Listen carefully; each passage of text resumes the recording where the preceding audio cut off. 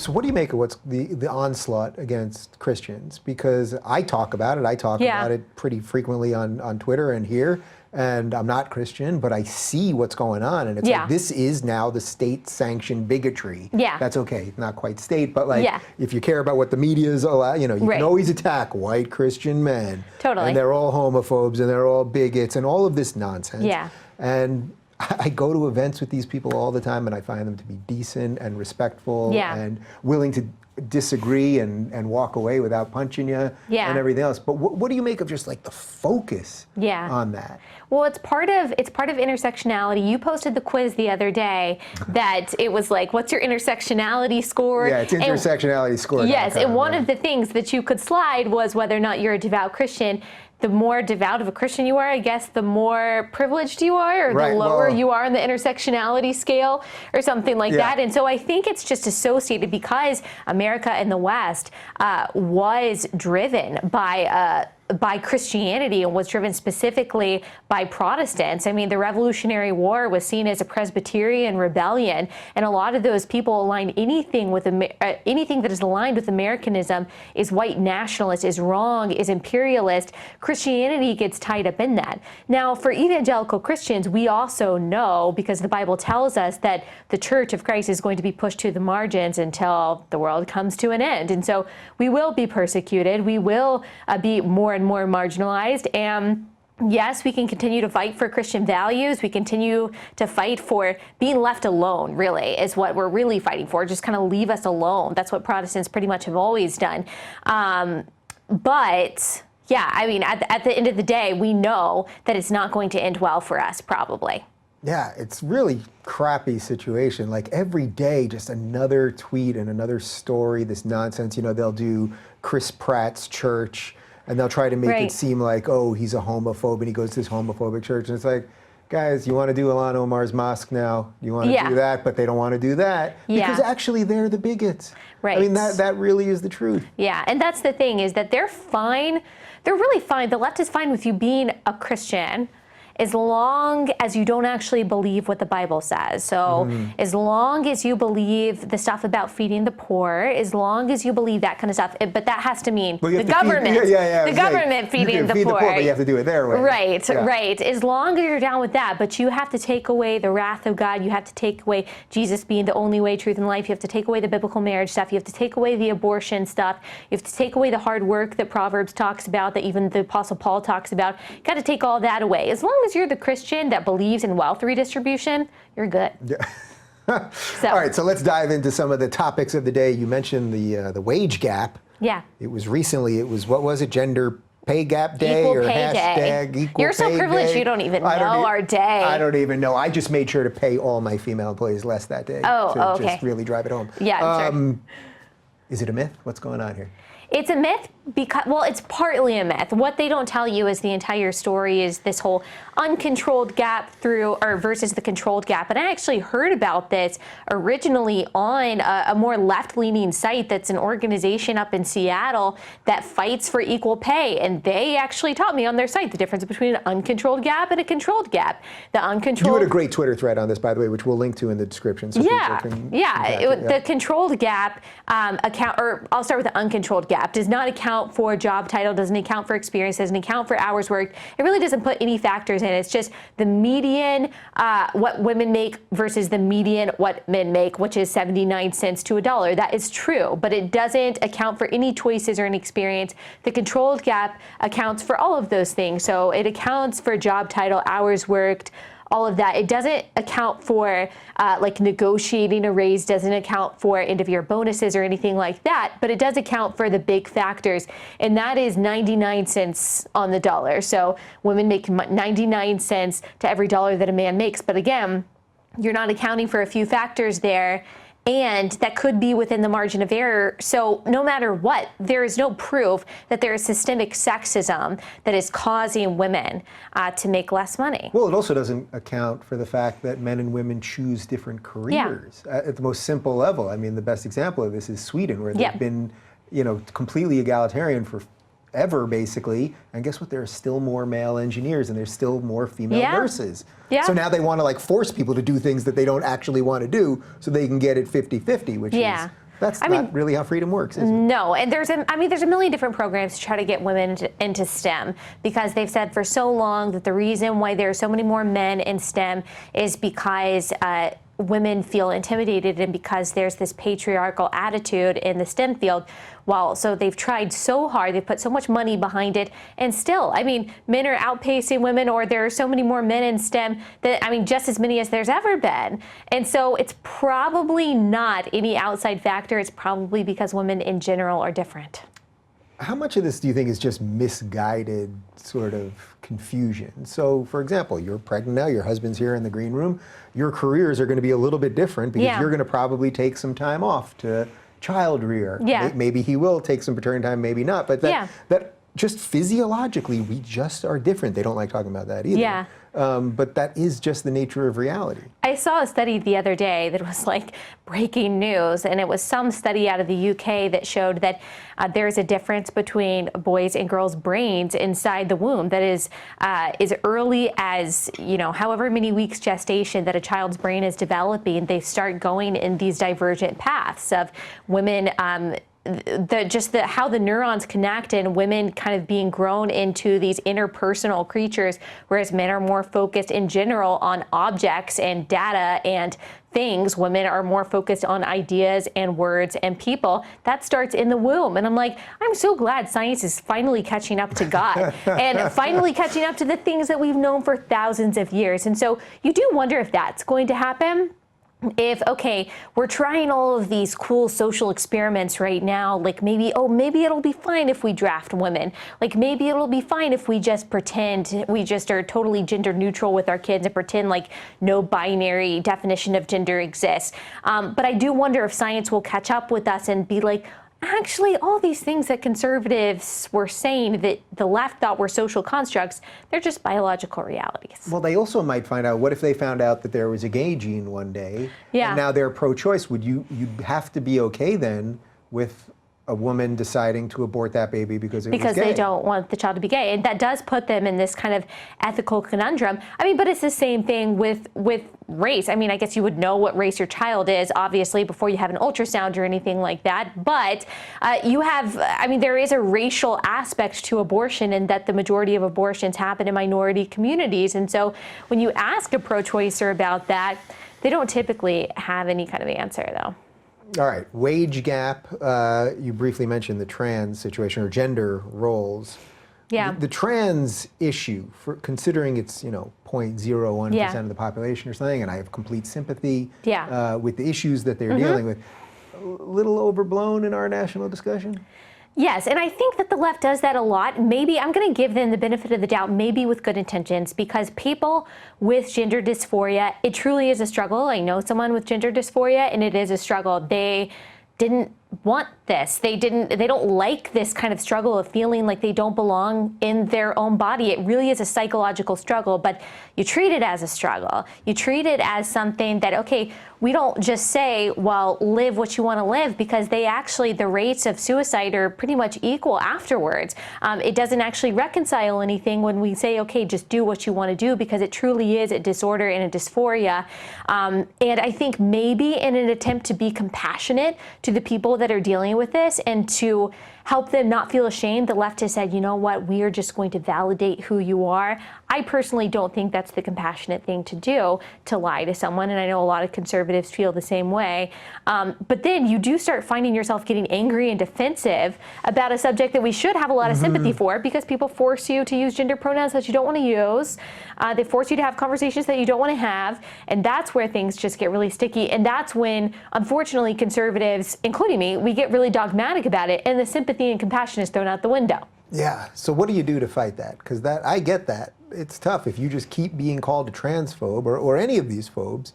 Well, eventually you're just like, all right, then enough of this. I'm going to go for the destroys tweet instead of the compassion tweet. Well, the tweets are difficult, because the tweets, it's like, you only have so many characters, and putting out the nuanced, compassionate tweet is typically not what comes to mind. I think when you're just trying to put your idea out there, you don't have time to add the nuance. You're like, I'm just going to get to the point. I'm not saying that's right, but that's typically my tendency and our tendency, and I don't think that's a good thing. But in conversations, I always think it's really important to define your terms. If you have a sane leftist who is saying you're a transphobe, okay, well, we need to define phobia, and we need to define what I believe and what you believe, and maybe we actually agree on a lot of the same things. We just disagree on the facts. We just disagree on the variables. So I think defining the terms is important. Starting with what you agree is important, and then working out from there. How often do we do that? Maybe not often enough. So do you think it's fair to say that the average conservative, well, first off, when they keep putting phobe at the end of a word, phobe is an irrational fear. So I assume you don't think that the average conservative has an irrational fear of trans people, right? No, I don't think so. Okay, so what do you think the average conservative has the thoughts that you laid out earlier, which is sort of a sympathy for this, but then we don't want that to override our thinking brain, something like that? I think some people are saying, you know what, I really don't care if you dress like a girl or you dress like a guy or you want to call yourself something. I just don't want you to force that on me. I don't want you to take away, for example, my religious liberty in lieu of, like, I don't know. They don't want their rights trampled upon in favor of this small group.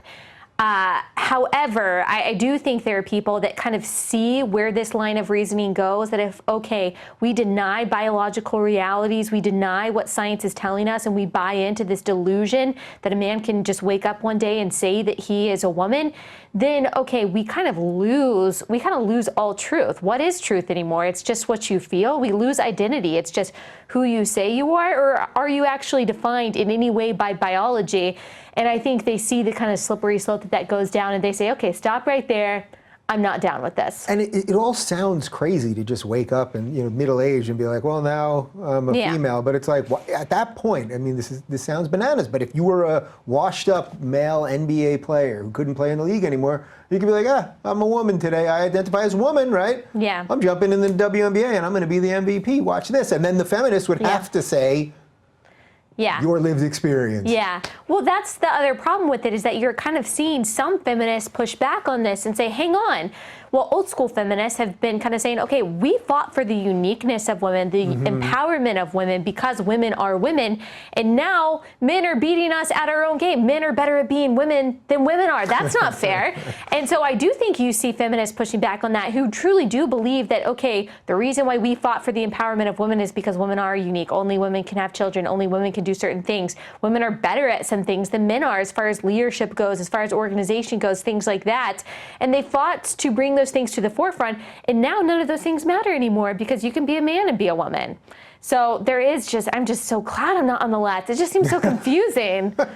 It's quite miserable. It is. It's the whole thing. All right, so your PragerU video, Make Men Masculine Again. Why did they have a man do that? Why did they have what was the idea? We're going to have a woman talk about male masculinity. I think it's because you're seeing a lot of women talk about how terrible toxic masculinity is, and say, oh, men, they don't even know how hard it is, and they've oppressed us for so long. We just need them to take a back seat, and so we can kind of step up and do our thing.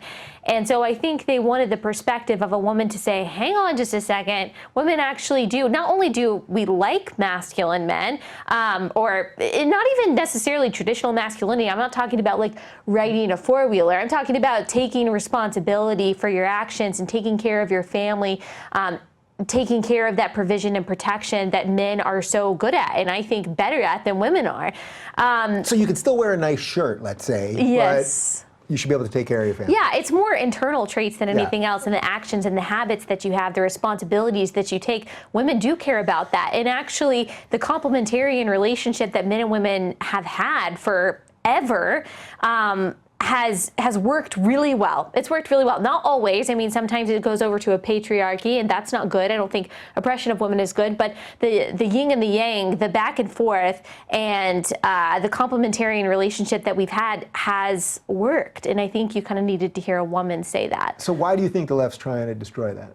because they think egalitarianism will equal equality. So it's equality through homogeny, which is part of why abortion is a really big thing that they fight for. If a man can physically walk away from an unwanted pregnancy, a woman should be able to too. I mean, pregnancy, the ability to get pregnant is really not one of the only things, but probably the biggest thing that makes a woman different. And so if we get rid of that through abortion, and then maybe men and women really will be the same, and maybe they really will be equal, then there'll be no abuse, no oppression, no patriarchy, things like that. But I mean, men are always going to be physically stronger than women, and there's always going to be bad men and bad women. So oppression won't stop, abuse won't stop, egalitarianism is just going to make, or not, I shouldn't say egalitarianism, but sameness is going to make things more confusing, not better.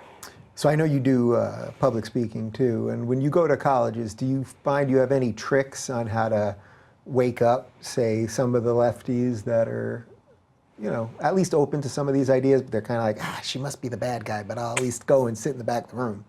Well, what I try to do is my message is typically, when it comes, usually speaking to mostly conservatives, is that, okay, you're hearing that you're crazy for believing in things like border security, for being pro-life, for being pro-capitalism, but here's where these ideas come from, and here's how they have worked, and really only over the past 10 to 15 years have we heard all of this crazy intersectionality, identity politics stuff that they are acting like is mainstream. And so you're not the extremist, you're not the radical, you're not the one that's out there, you're not the Nazi and the bigot. You believe things that Americans have believed since our founding. Yeah. And they have a really good history and a really good basis. And so I don't know if that has necessarily ever changed a leftist mind, but it is something that's different than just talking points and saying the left is stupid. It's saying, hey, we have good ideas, and you have a right to believe they're good ideas, and you have a right to defend these good ideas.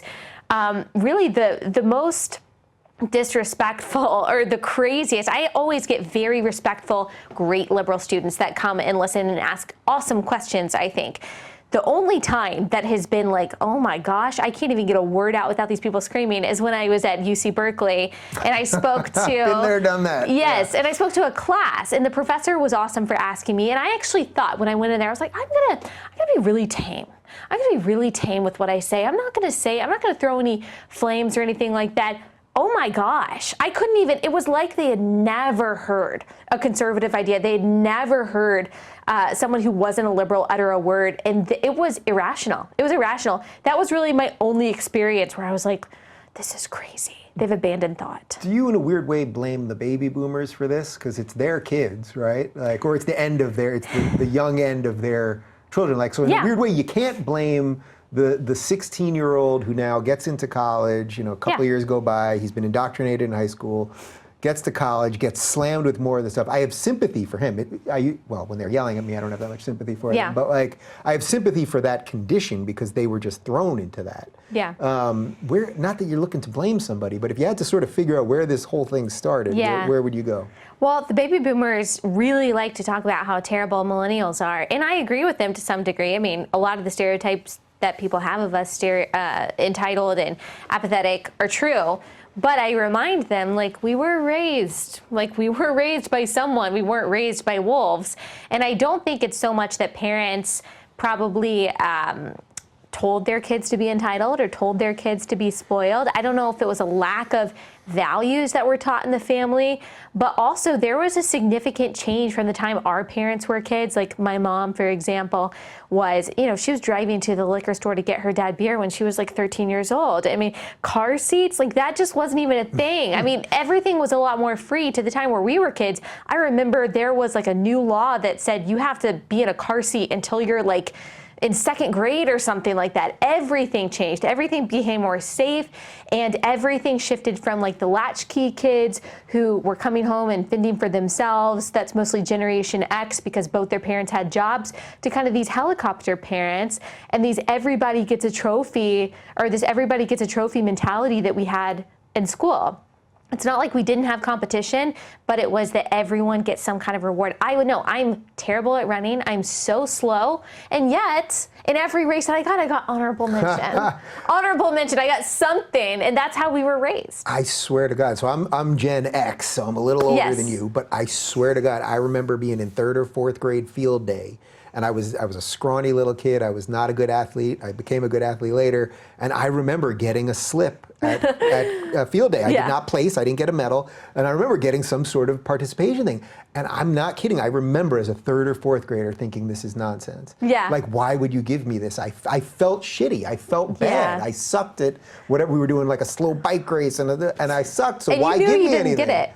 Right. Yeah. Right. But yet we've sold this as if this is how it's supposed to be. Yeah, I mean, it's parenting, it's technology, it's values, it's purpose, it's so much. I mean, you can't deny just the effect the personal technology had on millennials. And I mean, we had iPhones from the time that we were probably 15. We had cell phones even before that. We had MySpace, Zanga, if anyone remembers that. You had Facebook. I don't even know what that is. Oh, I think it was before MySpace. I didn't have it, but I remember some people did. You had AOL Instant Messenger. So you had personalized technology from a really young age that told us that everything is about you. Everything is focused on you. And then the older that we got Netflix, we got Uber Eats, we got all of these things that made life really convenient, instant gratification always. We don't know anything other than Amazon. I don't know how to read a map. Like, I don't. I remember my dad trying to teach me how to read a map in high school. I was like, yeah, Dad, okay, I'll remember this. The main thing you have to know about a map is how to refold it. The rest, it's like, whatever. But if you can just fold it back in the way it came out.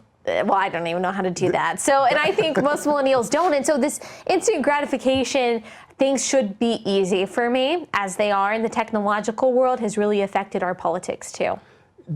Do you feel that the technological part of this has actually really screwed up a generation then? Like, that there's obviously a lot of goodness, and we're doing this on YouTube and all of that, but that it really, like, we handed everybody, it didn't matter what age you are, we all got handed this incredible technology that opened the world to our hands, but especially if you're a 15-year-old being handed that. Yeah.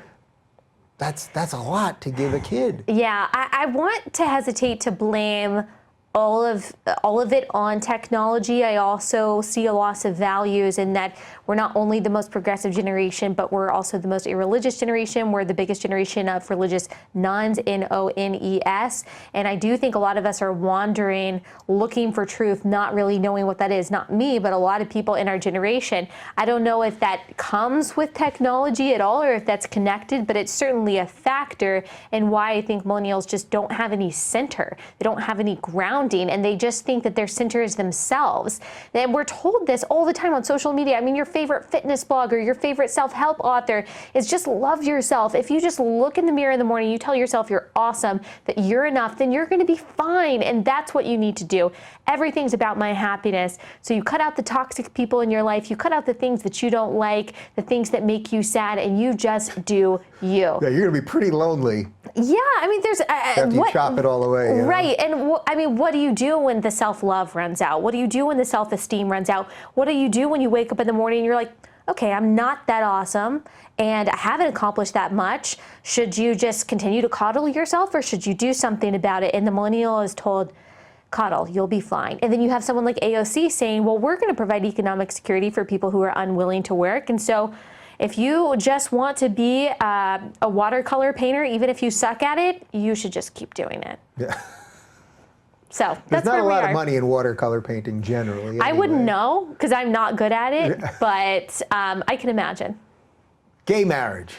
Let's talk about it. Ooh, so from a Christian perspective, so when we're posting this, we're holding this video for a couple of days, but I just had Shapiro in here, and we've talked about gay marriage, and he talks about his feelings from an Orthodox Jewish perspective, and we've basically gotten it to the place where we agree to disagree. We agree to disagree on the fact that he's not okay with it through a religious perspective, but he's not trying to legislate my life. And I, as a citizen of this country, am completely okay with that. Yeah. I suspect that's probably similar to your It is position. similar. Now, as a Christian, there is a little bit of I would say a second layer to that. So he obviously believes that homosexuality is wrong because the Old Testament says it. We believe it not just because the Old Testament, but it's reiterated in the New Testament. And then there is this crazy picture and metaphor that is given to us in Ephesians 5 that says, okay, marriage is a reflection of what Christians call Christ in the church. As Christ is the head of the church, so the husband is the head of the wife. And so it's this, husbands are to love their wives as Christ loves the church, and wives wives are supposed to submit to their husbands as to the Lord. So there's this spiritual component, this gospel component to marriage being between a man and a woman. So there really is no theological way for any Christian, they try, but to get out of the dynamic that God set up, not just biologically and physically, but also spiritually. And so that's where I stand as far as a religious perspective. Now, I've heard both sides of it. I have heard conservatives and even libertarians that I respect saying, you know what, I just can't get behind, gay marriage from even a civics perspective or from a legal perspective. You've heard libertarians make that argument? I don't know that I've heard libertarians. I would say not anyone famous. I would say friends who probably have libertarian views still say, and maybe they don't feel that way anymore, but just say it's so hard for me to separate the personal from the political. But where I stand politically is probably the same, I would say probably the same place as Ben does. I mean, one, gay marriage is here to stay. There's nothing that's going to be done about it. And I don't think I or probably any other evangelical in the political world is going to fight against it. But I think that... What does that tell you quickly about evangelicals in general? Because I think this is important. I've said this many times, but it's like nobody cares about gay marriage anymore, really, in the big picture. Like, I get your theological, personal belief, but in the public political space, something that was anathema to this group of people for a long time now has become normalized pretty quickly. I think by and large Christians have realized that their communities aren't getting worse, that the neighbors next door have kids and they're the same as everybody else, that you don't even hear Mike Huckabee going on about it anymore, or Rick Santorum or any of these guys. They've sort of moved on, and I think this is where I would love the progressives to have a little humility. Like just a little bit of, you know what, maybe you guys were wrong, right? You were wrong, but then something happened and you let it go, basically. And that would show a little humanity and humility, and they just refuse to do that. And again, this is where then I can find myself building bridges with you guys all the time because there's a place to build a bridge to. I think that a lot of evangelical conservatives realized, okay, yes, America was founded on Christian values and we should continue to perpetuate those Christian values, but the state does not define marriage. God defines marriage, and I think that churches should be free to say, sorry, we're not gonna marry two men, you know. I totally agree. Right, and I knew that you did, and I think that we kind of made that separation and said, okay, God defines marriage in the Bible. If I don't want to get on board with it because I am beholden to God and God above the state, then that's fine, and churches shouldn't be beholden to the state in that regard either. And I think that we kind of decided, okay, that's fine. If they want to get married according to the state's definition of marriage, that's okay. But I and my congregation are not going to change our views on it. And we just kind of want to be left alone in that regard. So what do you make of when churches do perform gay marriages? Like, do you think they're just sort of skirting their theological honesty or integrity? Oh yeah, I mean, this is a huge thing in the United Methodist Church, is that they've kind of almost had a split because they voted on this so-called traditional plan saying, okay, if you're a Methodist church, if you're under the United Methodist Church umbrella, this denomination, you can't perform gay marriage, or you can't perform these marriages. And there were a lot of people who were really upset about that. But from a Christian perspective, you just can't get around it. There's no way theologically to get around it without making some serious, not just physical concessions, but spiritual concessions. And so my question for anyone, and it's not just about gay marriage, it's about anything in the Bible. My question is, if you don't take the Bible as God tells us to take it, why are you a Christian? Find a different hobby. Like, you can be a moral person. It's a good tagline for a religion. You can be a good person and you can believe in feeding the poor without following Christ. But Christ tells us to deny ourselves, take up our cross, and follow him. And part of that is adhering to the word even when it's inconvenient and not culturally cool. So I'm just a little bit confused by those theological concessions. But yes, to answer your question, I do think that it's compromising on what the Bible says. Yeah. What do you think that would actually, in practice, what does that mean? You know what I mean? Like, so in practice, gay people start getting married. Now, it doesn't matter, outside of the church. What do you think the practice of that would lead to in society that would be... Are you talking about, okay, outside of the church? Yeah, like I understand, outside of the church. Do you see some sort of problem? Well, I of course do think that God's way is better than man's way, and I do believe that God setting up marriage as a union between a man and a woman is better. I think that it's better for the family. I think it's better for children, and I think because it's better for the family, it's better for society. Now, do I think it's going to be the degradation of society? Do I think that our whole thing is going to hell in a handbasket because of that? No, I don't. But of course, I think that the way God set up marriage and family in the Bible is better than how secular society does it. And yeah, so that's where I feel that I feel like we are and feel like we'll probably be going. However, homosexuality isn't different or necessarily worse than other sins. It's a different kind of sin because it's a sexual sin according to Christianity, but it's not worse. We don't believe that it puts us in a worse place than all of the other sins that America has dealt with. It's so funny. I know what's going to happen now. So people are going to clip this and they're going to go, see, there's Rubin sitting with another homophobe, right to his face, sitting in his house where he lives with his husband. You like hanging out with homophobes. Right, and it's just like, I said it to Ben, so I'll say it to you, like, as long as you're not trying to legislate my life, I don't care. Yeah. And maybe there's a part of me that I'm like, maybe I should care more. Should I be more offended or something like that?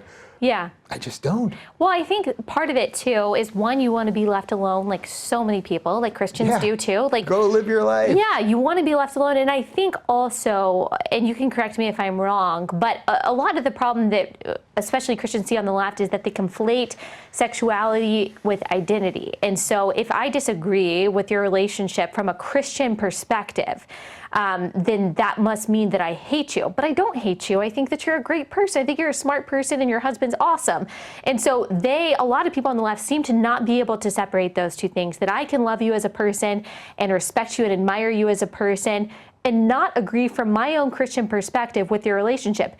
Now, I also think it's important to say, though, it's not, if I were to, what Christians would say, witness to you, if I were to share the gospel with you, it would not be, hey, Dave, you're gay and that's wrong. That would not be the message. What we believe that unbelievers, people who are not Christians, are repenting from when they come to Christ is unbelief. It is not your primary sin is that you're gay or that you are a thief or that you're anything else. It's that you don't believe in Christ. And so that's what we believe that we are preaching the gospel to unbelievers to be saved, not gay people to make them straight. Now, we do believe that through sanctification that we all have to repent from our sins, but I think it's important also to distinguish that when we're talking about salvation and sharing the gospel with people, it's not necessarily saying our primary message isn't that you're gay and that's bad. Yeah, but do you think people could just stop being gay if they repented and stopped?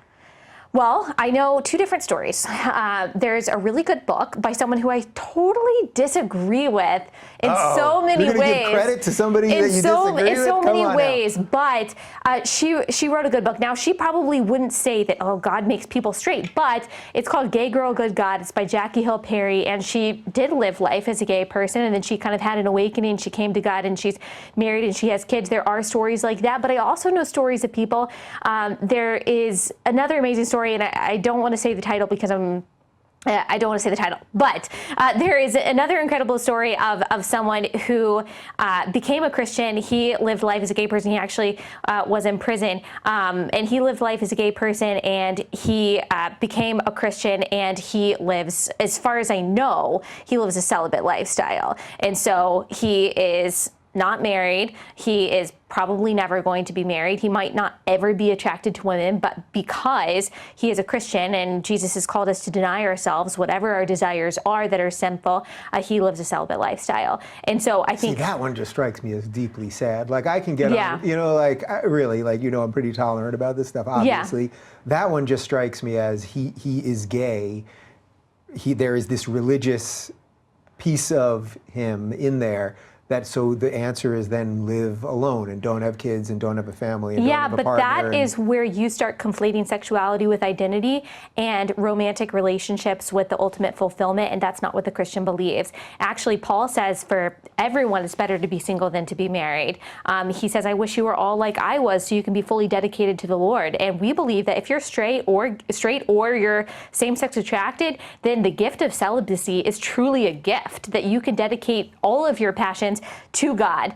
So we don't see celibacy as this sad, awful, lonely thing. We believe that in Christ you have full fulfillment, full satisfaction, whether you are attracted to the opposite sex or the same sex. And so I think he would tell you, great person to have on, I'll tell you his name, but I would think he would tell you that he finds full satisfaction and full joy in his relationship with Christ. Now, that does not mean it's easy. Right. Well, I was going to say, he would also sort of have to say that to rationalize his existence, right? Like, maybe, I don't know him, so I'd be happy to have the conversation. I'm not sure that he would.